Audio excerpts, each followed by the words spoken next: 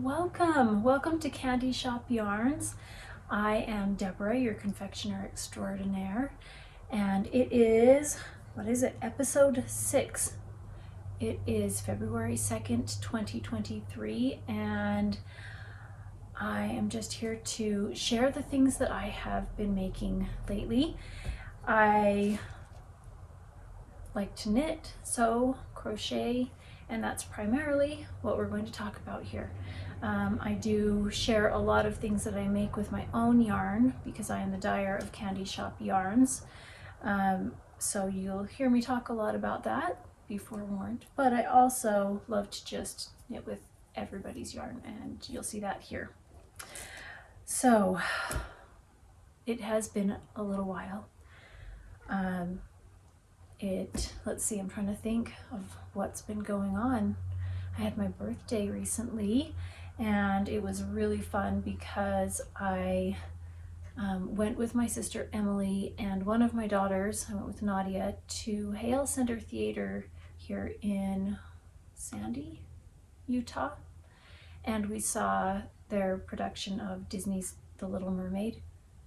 It was outstanding. That is by far the best production I have ever seen. It was amazing. It was a feast for the eyes. The music was really well. All of the performers were amazing. It was the scenery, the sets, the whole thing was stunning. Oh, I wish I could just keep every moment of it in my brain to replay again and again, because there's no other way for me to see it, so I'm trying to remember that. I loved Under the Sea. It was so vibrant in color and texture and lights, and just, it was amazing. So I had the best time.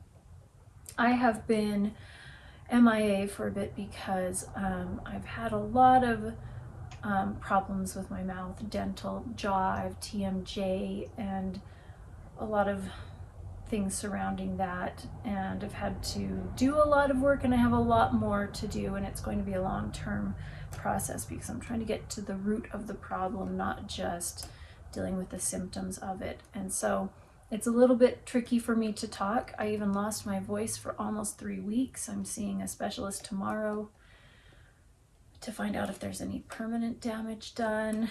I didn't even speak at all for 3 days, and that was very eye-opening, trying to communicate with people in a world that speaks, and I was so thankful for technology. I did get a lot of really strange looks, but I also had a lot of people that were very kind and helpful and compassionate, so that was really nice. So I'm glad to be back here, and we'll see how things go because my voice isn't 100%, but I am thankful that I have one. I was I was getting a little bit concerned that there may be more, like I may not even get my voice back, but I'm thankful I have one. So I have been working a lot on projects because I have had a lot of recovery time. So buckle up, because this is gonna be a lot. I hope everybody is doing well, and I'm just so happy to be back here with you. So I'm just trying to even think where to begin. This is my sewing room. I call it my sewing room, but really it houses all my creative endeavors. It's kind of my space, and I have been able to just design it, decorate it how I want, lay it out how I want, and it's full of all my favorite things. I've got back here, we've got It's a Small World, which I love. I love the vision of that, the message of that. I love a lot of things out here. And right here I have a very large cutting table. It's 4 feet by 7.5 feet, and the whole surface is a cutting mat. It used to have a grid on it as well, so I didn't have to measure everything out. I could just use one of my rulers without having to measure it that way. Anyways, but I've since replaced this top multiple times, so it doesn't have a grid on it anymore. But covering this table, every spot is a project. So I'm standing here because if I sit down, I won't be able to reach and access it. Okay, I've got some finished projects and I'm really excited about these. I've even been using some of them. Let's start with my sweater. I've shared this on here several times before. I'm not a fast knitter. I'm not the slowest either, but I really only have 30 minutes, maybe an hour, maybe a day on weekdays or weeknights that I have to knit or crochet. Rarely on Saturday anytime, but Sunday is where I have a bigger chunk of time. So I kind of get after myself, like, why is it taking forever to knit a sweater? Well, it's okay. It takes the time it takes. What does it matter? Because what if I can't wear it this season? I can wear it next season. It's fine. But I just make things because I enjoy making them. Because I can get a sweater easily from the store. Much cheaper. Much faster. I do it because I love to do it. So I kind of am like, Deborah, just let things take the time they take and don't worry about it. But anyways, this is, I'll show you the sweater, the Putney sweater by Amy Loudon of Tailoress Studio. She is one of my dear friends and she is so talented, like so talented. I love how her brain works. Amy, I know you don't, but I do. And this sweater has quite a few options. So I'm going to show you the schematic right here. I'm not going to show you the information below. You've got to buy the pattern for that. But it has a tapered cropped body, a straight longer body. It has a tapered long sleeve. It has an optional frill on the shoulders. It has a bishop sleeve that's bracelet length. I mean, it's got all the options on there. So I hemmed and hawed as to what I wanted, but ultimately I ended up doing the straight body that was slightly shorter. It wasn't the tapered cropped length. It was in between the two lengths, I think. I'm trying to remember. But I did a straight body and then I did the bishop sleeves. And I used Amy's yarn. Amy and her sister Jen, they are the owners and dyers of Dandelion and Dogwood. And I used their yarn Ice Disco on Merino DK. It's such a pretty yarn. And here it is. I didn't wear it because if I wore it, I couldn't hold it up to the camera so you could see all the angles. So it is lovely.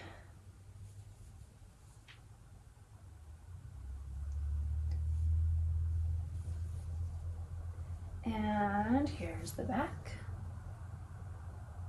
So I like this neckline a lot. You can see that there are short rows, there's some shaping here so that it comes down at a nice flattering shape. I'm gonna show you in the picture again. It's not one that's like all the way up to here. It's a nice flattering shape and I know how hard she worked on that. And then I picked up stitches here for the sleeve and I found it was easiest to do that with a crochet hook.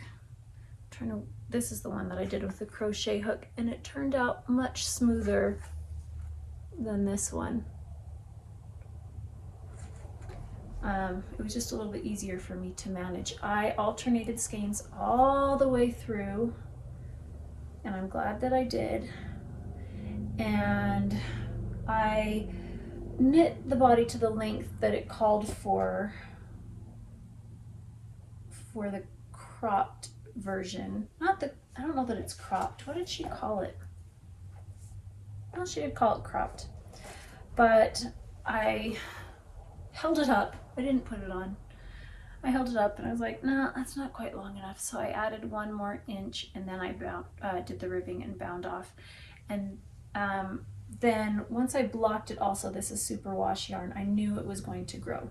And that was good because when I put it on afterwards, it was just a little bit tight on the body, but it was too tight here. But I knew it was going to relax and it was going to grow and get a little bit longer and a little bit looser. And so I didn't worry about it until after I blocked it and I tried it on, and it was a perfect fit. A perfect fit. So it relaxed just enough that it was just fine. I did a tubular bind off, which is a sewn bind off, and it's just nice and stretchy. It looks like a nice bind off. I like the finish to it.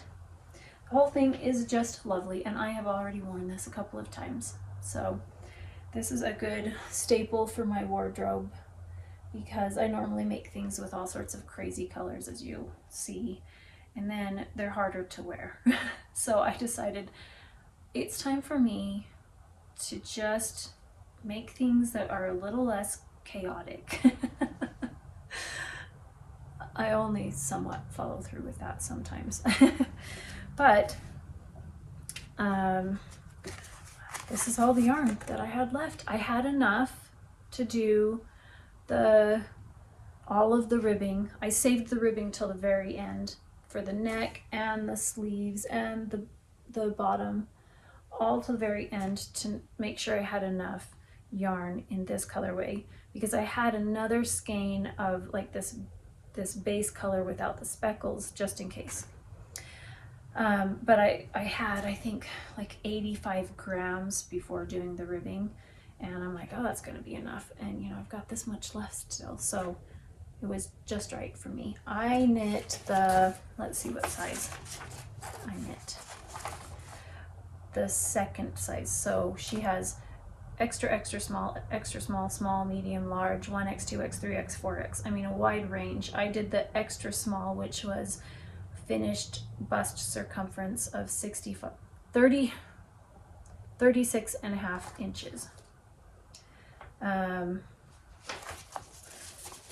So that's the size that I made, and I did swatch. I did swatch to make sure I got gauge, because I wanted to make sure that I made this correctly, like that I wasn't going to mess up, run out of yarn, any of that, because I trust Amy completely with her designs, knowing that she knows what she's talking about.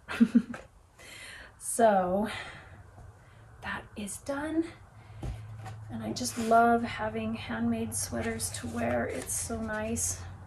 I'll put my scraps over here. So that was my Polesden sweater.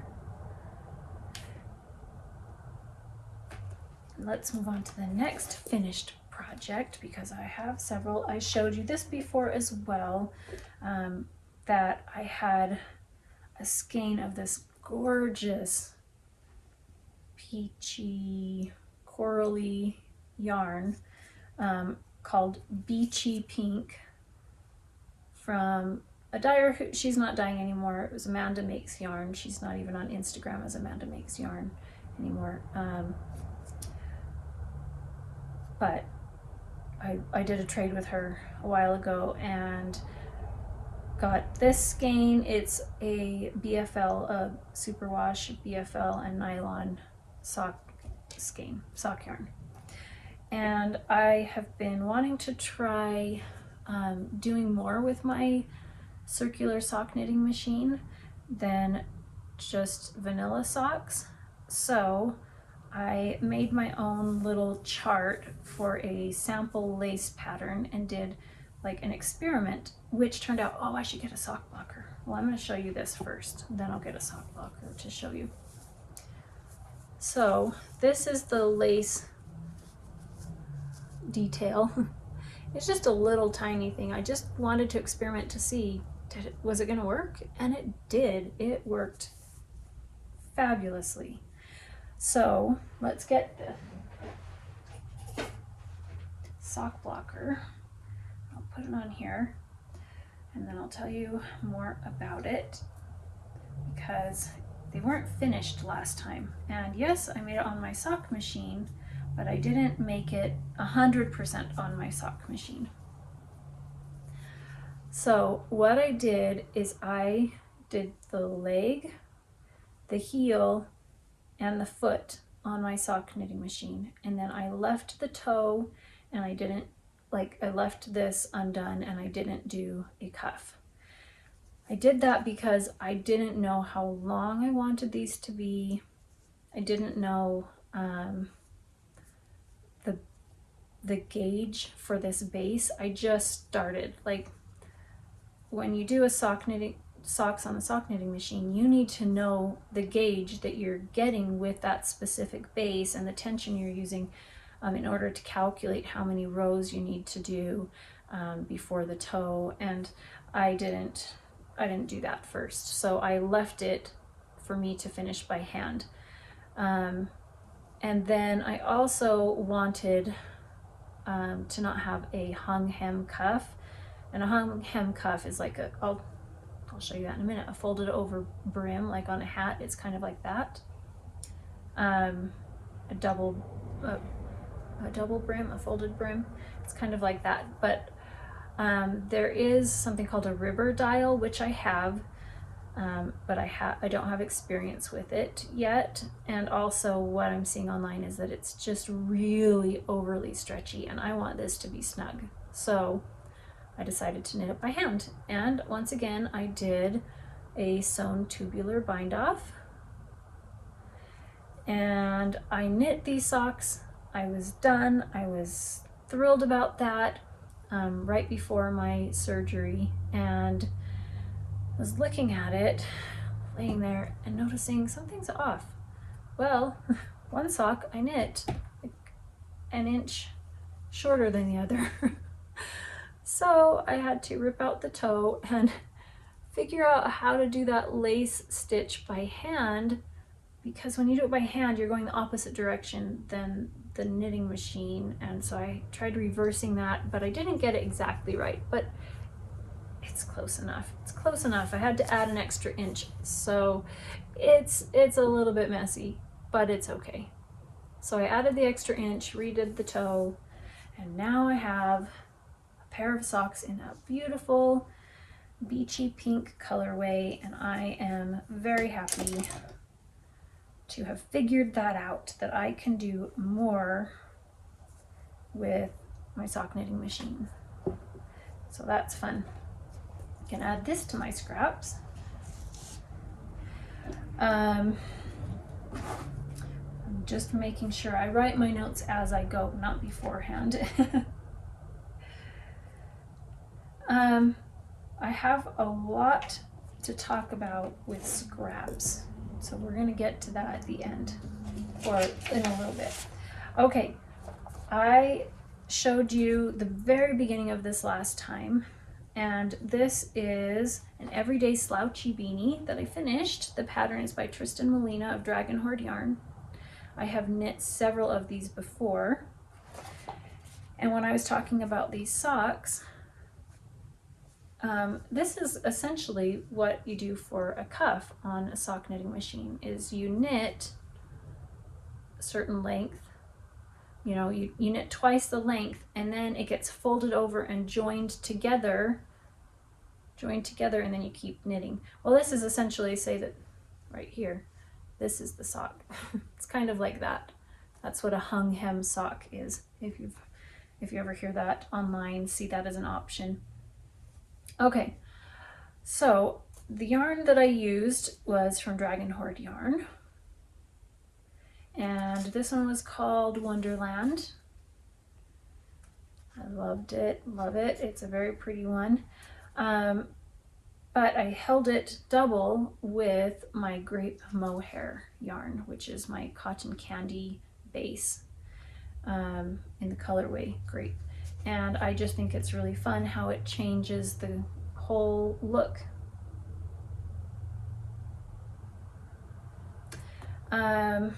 I see that the speckles kind of pool,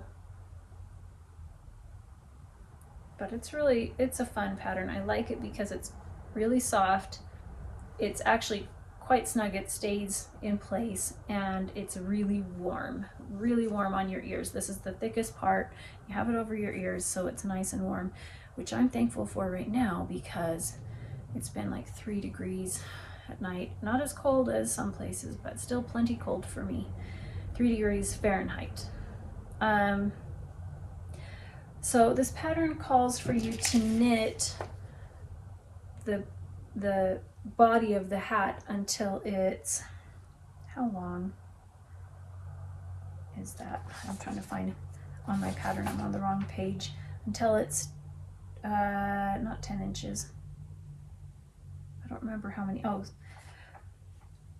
6 inches from the brim. And I've knit several of these before, so I knew that that was too slouchy. It was just too slouchy. So I knit it to 5 inches. It's still quite slouchy. I would have done happily 4.5, 4 even. But I mean, it still is a cute hat. I'm not gonna put it on my head because then my hair will be a giant frizz for the rest of the day. And this head is not the actual size of most heads. It's a little bit small, but it still is kind of a slouchy look to it. It's not quite that dramatic when I wear it, but it's very warm. So it calls for you to do a provisional cast on, so that when you join it together, you use that provisional cast on, the live stitches, to join it together. I didn't do that. I just cast on and then I grabbed the stitches and just did kind of like a provisional 3 needle bind off, not bind off, like just knitting the live stitch with the cast on edge together. And then you can see there's increased stitches. You can see where I've increased, but it turned out nice and tidy. So I like that I didn't have to bother with a provisional cast on because it was just simple for me to do in the car and not need extra things.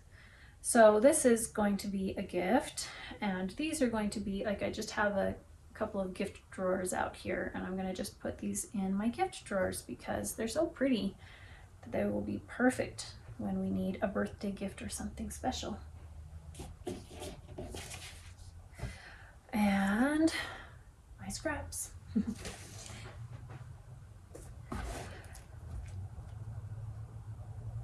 So the next project, I don't think I even had started this here. Oh, I'm going to show that in a minute. I'm going to show you this one. Oh, this one is super fun. Okay. I love reading aloud to my kids when they were young. We would read aloud, not every night, but probably 5 nights a week. And we read a lot of books together, a lot of series, and it was just one of my favorite things to do for home, because I homeschool my children, and it's one of my favorite things was our read aloud time. And one of the books that I started reading aloud to them was this one, Tumtum and Nutmeg. And this one is, it's like 3 or 4 books in one. 3. It's 3 of their books all together into one. Well, they kind of matured out of this before I finished it because I started it when they were a lot older. But I thought it was so sweet that I read it almost completely. I'll have to show you my bookmark. I think it's a fun bookmark. Look at this. I made this. It was just a printout that I laminated and added brads to. Yeah, there's my bookmark. So while I was recovering and scrolling on Pinterest, I came across the cutest little softy pattern for mice, and I was like, I have to make Tumtum and Nutmeg. So here's the pattern. It's called Mice Sisters, It is a free pattern that I found at Hobby.com, and it's by GoHandmade. So it's a free pattern, but in order to get it, I needed to sign up for their newsletter, which I was fine to do because I shop through them and am happy to do that. I'm going to say these are adorable but super finicky. Here's TomTom. Are you ready? Just hold on, because it might be cuteness overload. So I just have to give you fair warning. Okay, here's TomTom. And are you ready for Nutmeg? Let's get Nutmeg. Oh, we've got to fix your dress, Nutmeg. Okay, and here's Nutmeg. Are they not the cutest? Oh my word. I did not add tails. I was going to, and I did not want to leave an opening in the trousers for that, and I thought, oh, I could add a tail and it would come out the dress, but I just decided I'm not gonna bother. I may in the future, but probably not. So in the pattern, I'm trying to think. This is a coat and it has sleeves, but I did not like the sleeves. They were just too bulky. You can even see it. So I left the sleeves off, and my tails I ended up using for a tie, for a closure, and I added a little fabric covered button, and there's a little yarn loop that keeps it closed. I did need to block this because this part right here wanted to just shrink up because of that garter edging, but once I blocked it, it was nice. I blocked it by steam blocking it with my iron. I pinned it out on my ironing board and then held the iron just resting above it and did a lot of steam for a little bit, and then I just left it there to cool overnight and then took the pins off, and it was beautiful. So I just used scraps for their clothes that I had, their DK weight scraps. The yarn I used for the body is one that I just got on clearance at my local yarn shop one time, and it's Kramer, oh, Perfection. And the colorway is Sandlot.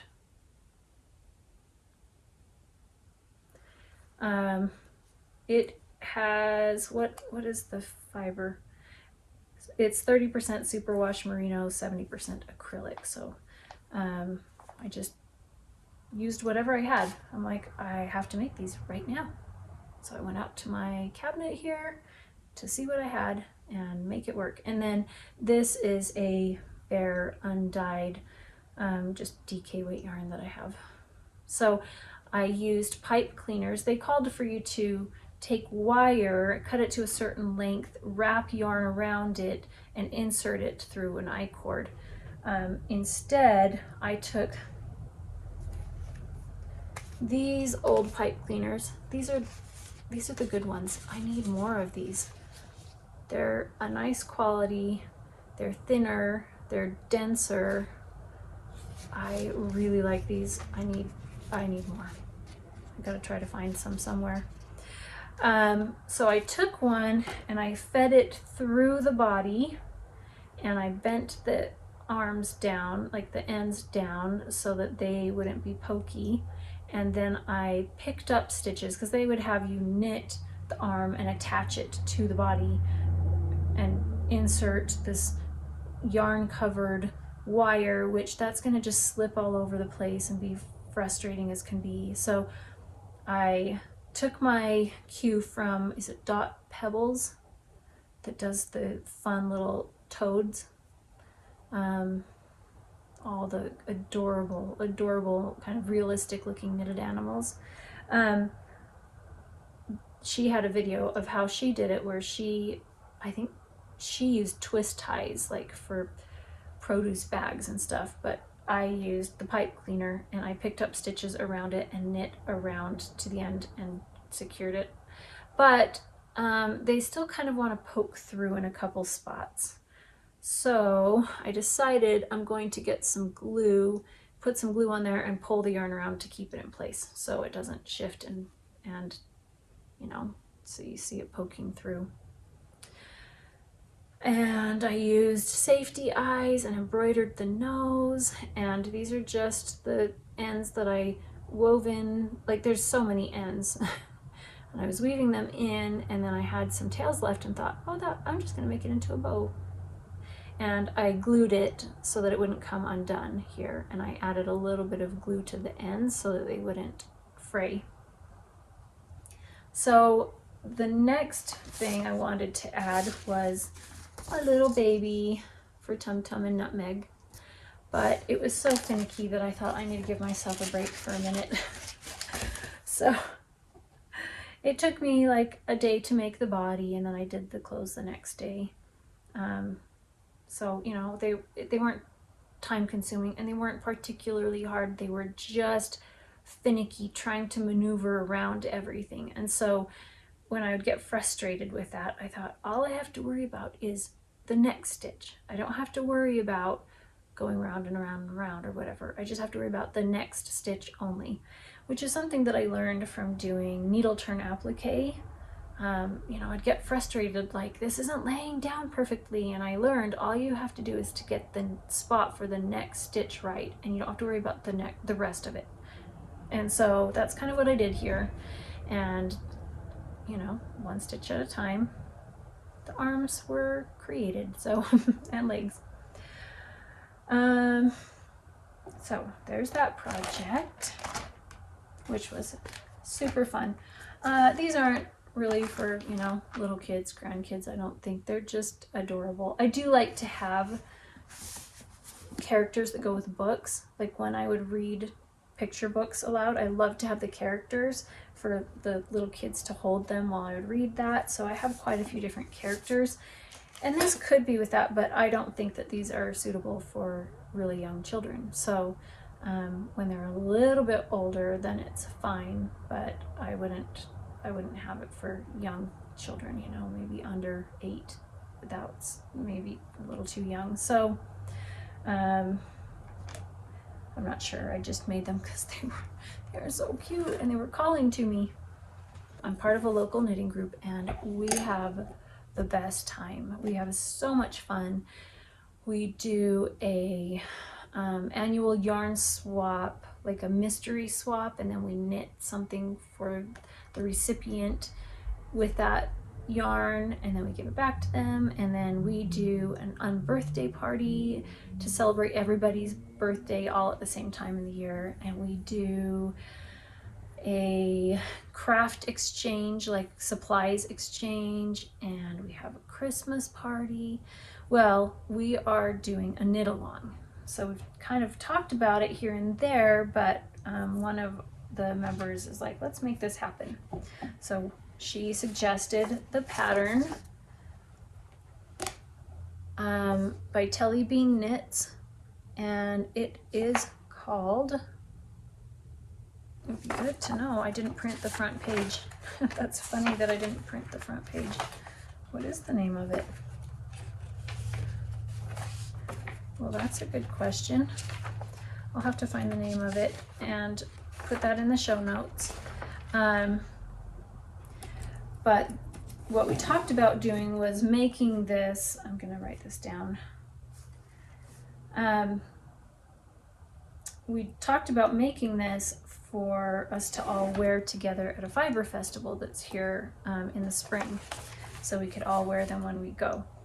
So, oh, Little Leftovers Cowl. That's what it's called. Little Leftovers Cowl by Telly Bean Knits. And the idea is that you can use the leftovers from your Advent knitting that you're like, what do I do with these little bits?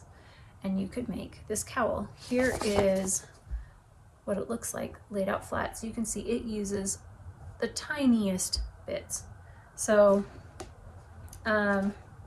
we were all going to bring our yarn scraps and exchange, and so that everybody could have enough scraps to choose from to make a cohesive palette. Well, while I was recovering, I was like, well, I finished my project, so I'll get started on a cowl. but it wasn't close to time to exchanging our scraps. So instead I just pulled out some minis. So I had a mini from my Advent that was given to me, and it was called Cheshire Cat, and it was variegated and had some fun colors, and they were kind of crazy and bright. So I pulled other crazy and bright colors to go with it, and just did 6 20-gram minis and made the cowl, and instead of using 24 scraps. It's pretty bright, I'm just gonna warn you. It's pretty bright. So this was the mini that was Cheshire Cat, and it had neon pinks and it had purples and teals, so that's what I put in here. But then I threw in a gold because it needed something else. I was telling my sister Emily that this makes me think of the llama craze from 2016, where everything was just super bright and colorful, and this pattern makes me think of like the blanket that you'd see on the back of the llama. That's what it makes me think of. So I'm like, it's so just not me. I love colorful. I love colorful. I love neons. But it's like me 8 years ago, not today. I did block the neck aggressively because it was so small it almost couldn't go over my head. So I blocked it quite aggressively, and now it hangs down like this. In the picture you can see it comes up quite high. And so I thought in the future I could, you know, you do kind of a garter tab cast on, and you knit it like you're knitting a shawl up to this point, then you join in the round and knit it like a tube.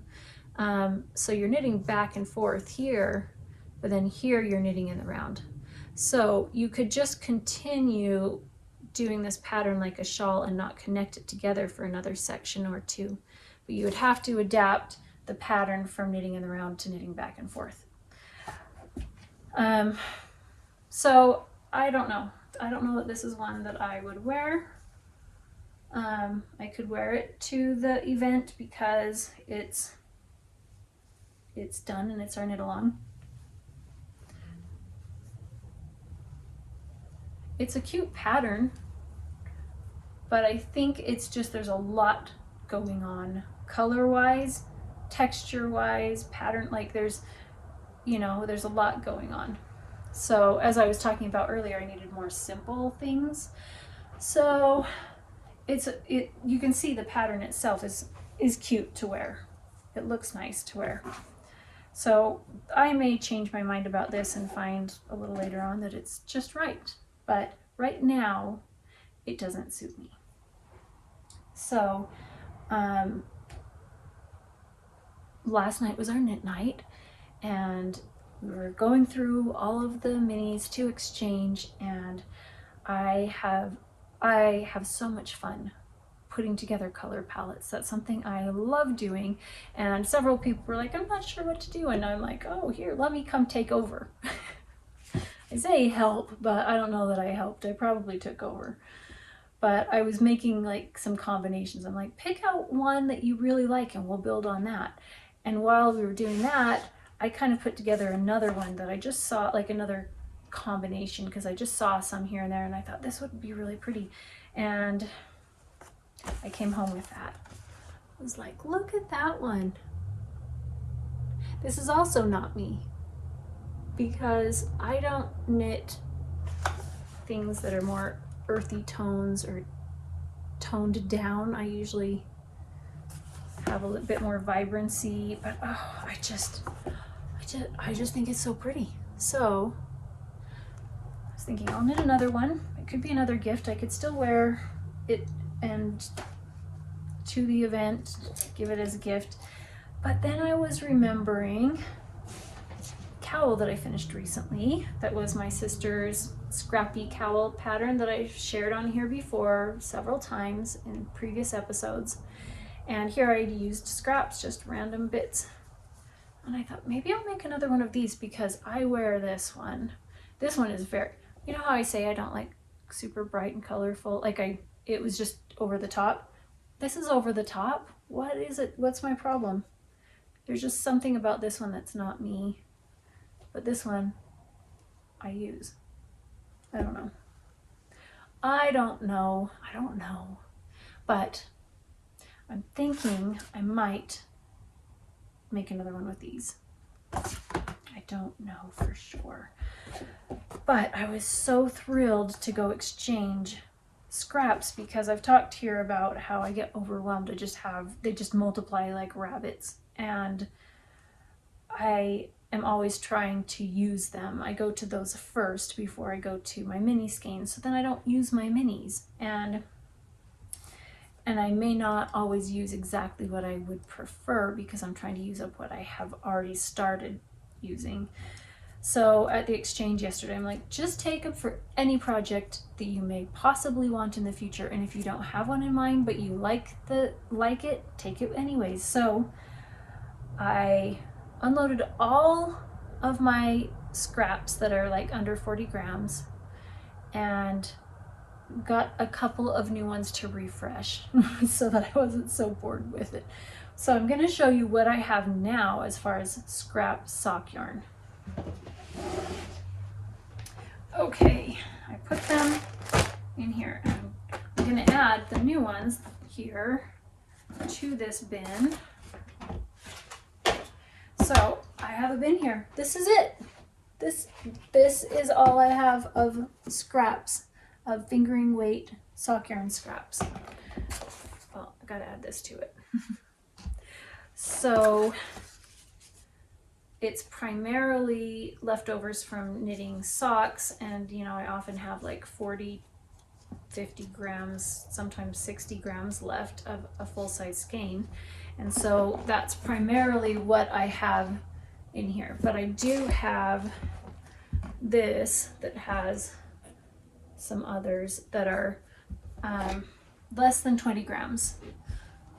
They may be just barely less than 20 grams. Like I may have started in using a 20 gram mini, but it's not a full 20 grams. So I just grabbed a few scraps that I thought were just so fun and different from what I have had. And actually, I think all three of these were from my sister Emily, and she made a really pretty shawl, I think, with these three. I could be wrong. But it's funny that I would be drawn to her yarns. Well, it's not funny, it's just obvious because we like a lot of the same things. I was just seeing a mini that I have here that I'm like, oh, a scrap, that would be fun together. Okay, so I don't have any more of those little itty bitty bits other than this one that I collected yesterday. But I do have my sock yarn leftovers here. Or if I was knitting another project, you know. But I do have these. I pulled these out already because these will be socks for my husband. I'm going to make striped socks for him because everything that I make is all one yarn. I may have contrasting or like coordinating cuffs, heels, and toes, but the whole body is one color.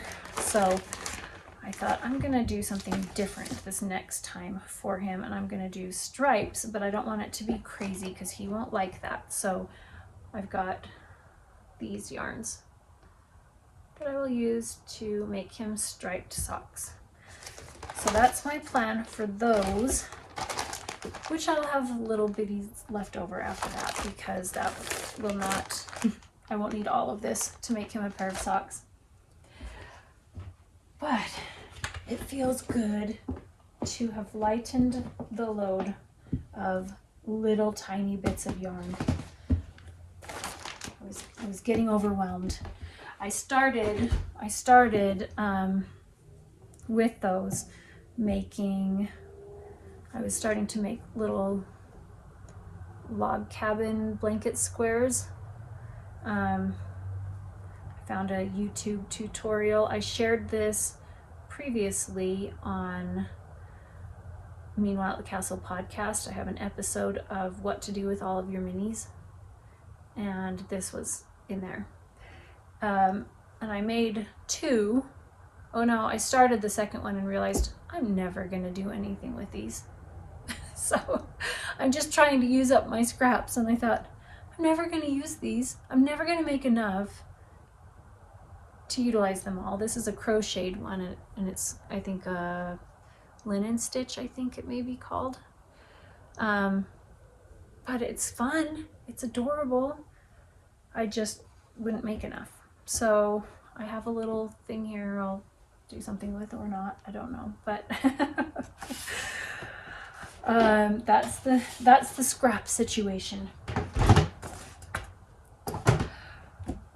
Okay, well, creating more scraps, but that's okay because that's part of the process. That is part of the process, and I kind of like, I have to be okay with creating scraps, not just using up scraps, but creating them. Otherwise I would never, you know, crack into any new skeins, and that's not okay. So my sister Emily, I've talked about her several times here, she designed a sock pattern. It is the cutest sock pattern. If you haven't seen it, it is called Little Bit of Love socks, and I'm gonna show you because I knit one. How cute is that? So cute. Let's put it on the sock blocker because it's easier to hold that way. I did block this one already so that it would lay nice and smooth for photos. There we go. So this one is stranded color work here and right here. And then the rest of this is just stockinette, you know, simple. I added, the pattern doesn't call for it, but I added a little contrast cast on with the red from down here. And this pink is repeated in the toe, but these are just one row of hearts. Now you could continue the hearts down. You could do more hearts here, but I think it's so cute. Emily did hers with an undyed bear yarn here, but I wanted to add in some color. So I dyed some sock sets, and I'm offering these in my shop. I've shared that in the shop news video that's posted before this, but I'll show you. Here's the set that I've created, but I also have an alternate. If maybe blue isn't your thing, then there's a peachy pink, which is called Sugar and Spice. So I've got one sock made, and I started the second one, and I've finished the hearts on the leg, and now I'm just going down the leg. Her pattern gives you 2 options for the color work portion, because oftentimes it can be too tight for you to get over your heels. So she gives you 2 options of what you can do. I did just the standard regular one, but I was very cautious in making sure that my strands, my floats were loose enough that I could get these on my feet easily. Well, I made them quite loose, so it's a little bit sloppy-ish. I mean, it's not bad, it's just a little too loose. It could stand to be a little tighter, but I knit them on 9-inch circulars, which already increases my gauge. I'm gonna see if you can see it here. There's a difference between this gauge and this. I don't know if you can see that quite as clearly as I can, but between the plain knit stitches here where I used a 9-inch circular and here where I switched to magic loop. But the 9-inch circular already increases my gauge. And the reason I use a 9-inch circular is because I don't have to worry about floats, carrying floats from the back side when I go from the back of the needle to the front and having it kind of pull across the two and making it tight. It just makes it easier for me that way. But I made it, and I just made it a little too loose. So what I did on this one is I actually didn't catch any floats except for at this very bottom point, because that one was, I think, 7 stitches maybe, and all the rest were 5 or fewer, and I decided that 5 was fine. I'm not going to worry about it. But then what I did on this one is I did every other stitch. I kind of was knit one, catch one, you know, catch the float, knit one, catch the float, knit, to see what would happen, but it really made this kind of messy. Now we'll see what happens when I block it, because that does change some things, but you can really see that here, how I did that. You can see the texture that it created by catching all of those floats, because I just wanted to experiment with that and see how it would look. I didn't do it on every single one, I forgot sometimes, but it changes. Let's see, what does it look like on this one? This one's blocked, so it looks nice and tidy. This is the one that I didn't catch the floats on. This is the one that I did catch the floats on.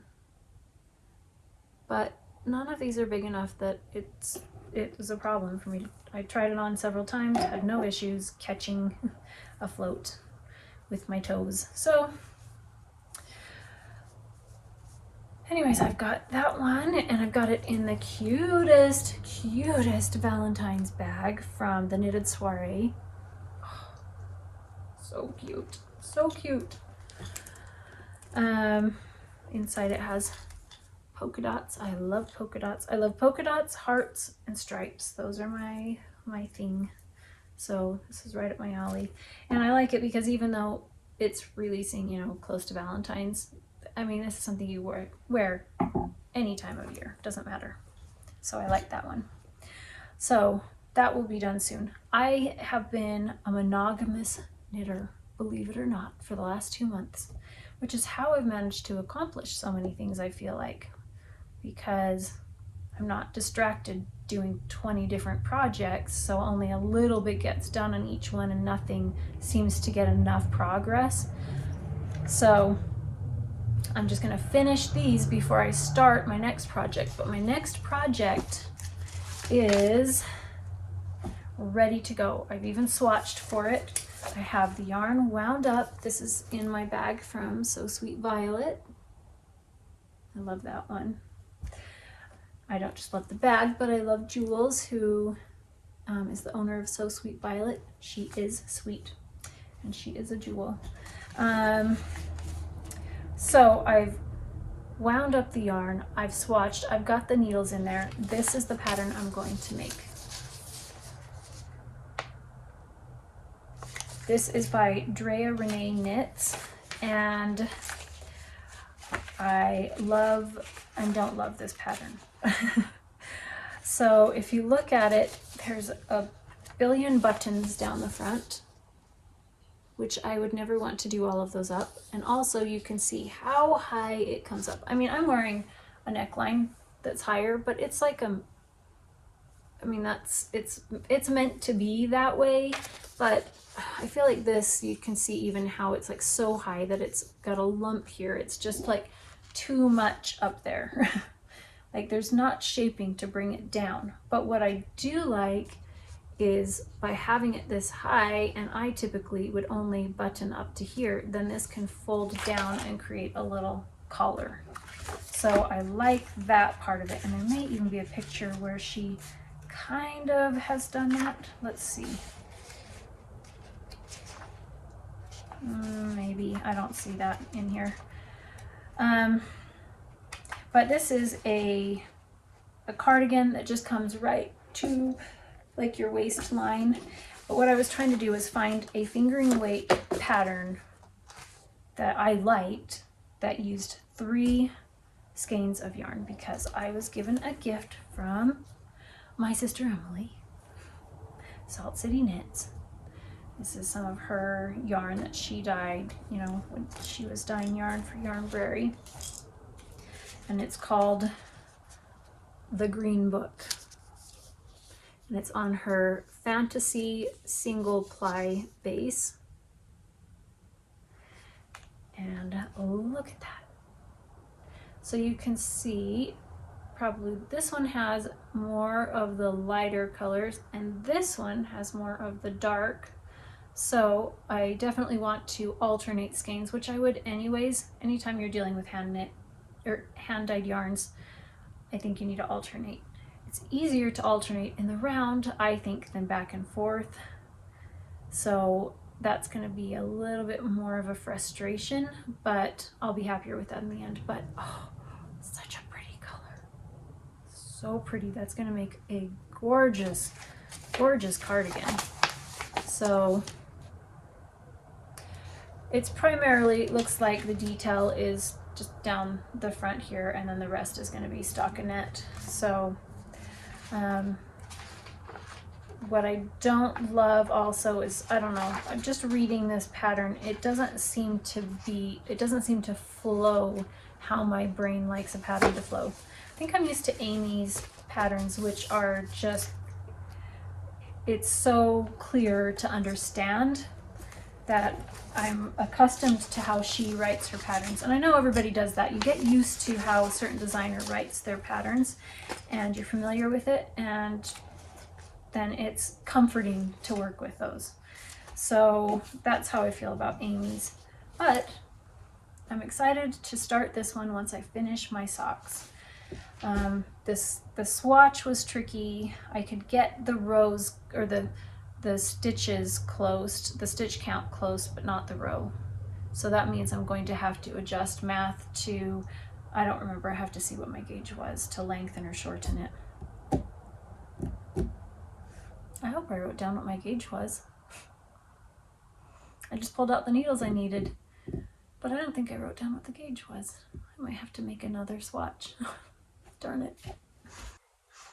Oh, I have to share from my knitting group 2 sweet gifts from my knitting group last night. One is, look, a cute little Valentine. This was made by Becky Kelch, and it's a double-sided little pocket, which it looks like it could be a bookmark, go on the corner of a page, or I could put a little treat inside, or what I am thinking is I'm actually going to stitch it closed and make a little hanger on it, and it can just hang in here because it's so cute to have just a little heart. The other gift was have you seen this book? Sweetest book from the sweetest lady, Marilyn. She's very kind and gave us all, this is her favorite book. So my daughter and I were looking through this, and she said, "Can I read it today, Mom?" So she sat down for a little while and read some of it. Oh, I love it.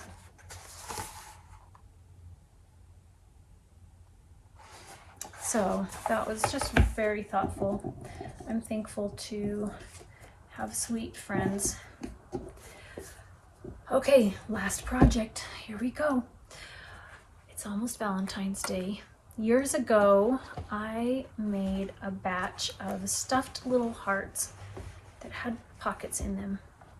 And it's so I could put little sweet notes, love notes to my family in them, and I had them in a bowl on my kitchen table.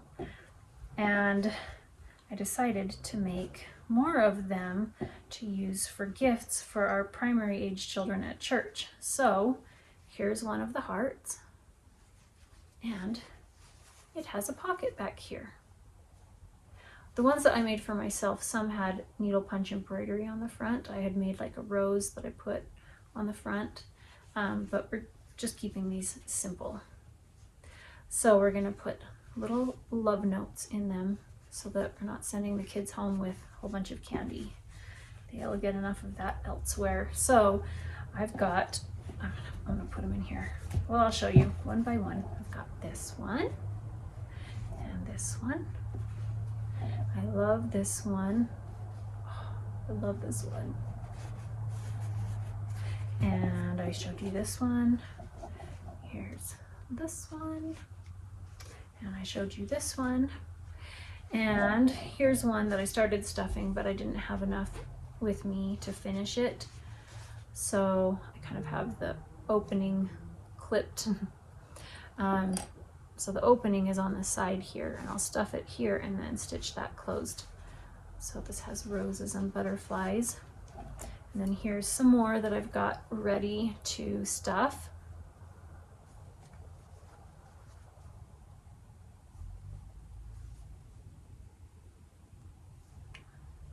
And I'm just using scraps. I've got lots of scraps, not just of yarn. I've got a stack here of some more to use. I don't have a lot of prints that are like pictures, cute little things like this, you know, where I could do a heart around one of these. I don't have a lot of that. I actually have very, very little. So, you know, we've got prints like this. This is, I have like 2 in this all, but they're for little kids, and so I thought they would think it was fun if I had cute little characters on it. And I've got a fun rainbow one. This is one of my favorite fabrics. I wish I had bought a lot more of it when I bought it. Oh, I love this one. I used to sell project bags all the time. Like, that was what I did instead of dyeing yarn. And one of them, I used this fabric on it. And then I wanted to add one to my collection because my own personal hearts, they're all red. And so I wanted to make another one with this. And here's a few more fabrics for the kids. I'm trying to have a variety because I've done purples and yellows and blues and pinks and reds and greens. So I've got more to make, but they're pretty simple. So I'm going to show you a little bit of what I did. So I made a heart. When I get out a measuring tape, I'll tell you how big that is.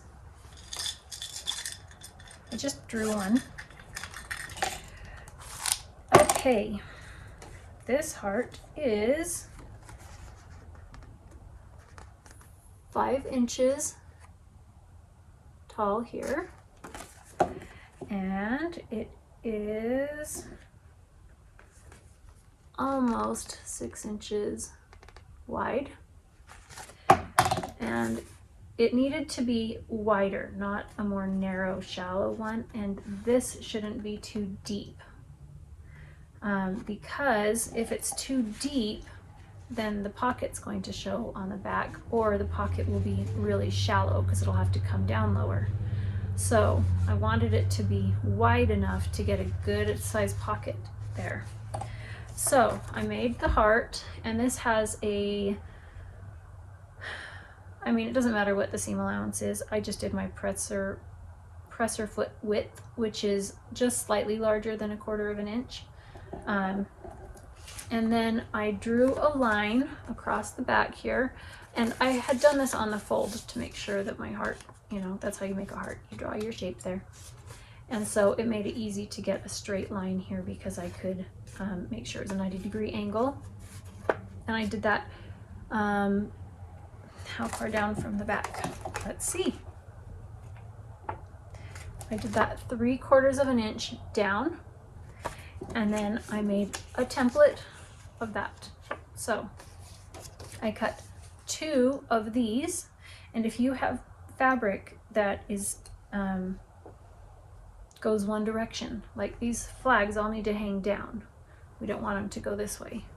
You have to make sure that you cut both of them going the correct direction. And then you cut one, but you place it on the fold here because this is just a folded piece of fabric there.